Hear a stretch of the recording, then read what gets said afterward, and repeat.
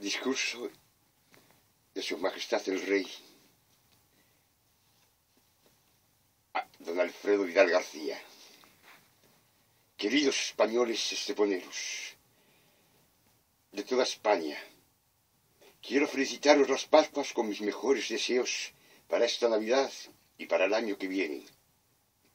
La cosa sigue estando mala, pero hay que echarle valor. Tranquilos españoles, este año os voy a enviar a todos los españoles una cesta para la comida de Nochebuena que tendrán. De entrante, una rodaja de chorizo que tanto abundan. Un primer plato que será una sopa de marisco de sobre con un mejillón y una almeja. Un segundo plato, un lenguado cortado en tiritas. Y de postre, una uva. Bueno, la cesta también lleva un palillo de dientes y una servilleta.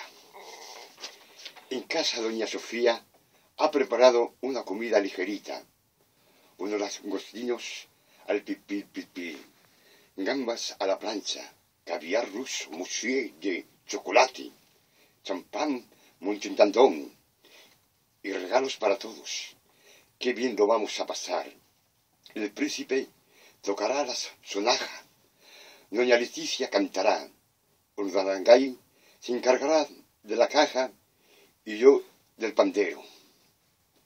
Españoles, no perdáis la esperanza, prometo que en el 2014 adelgazaréis todos, porque va a subir la luz, el pan, el gas, el aceite y los garbanzos.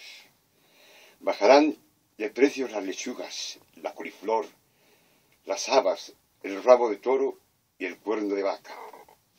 Españoles, no temáis nada, miradme a mí. Tengo más tornillos que una ferretería y sigo cantando. Ande, ande, ande, anda mi morena, ande, ande, ande, que la noche buena. Felices fiestas para todos.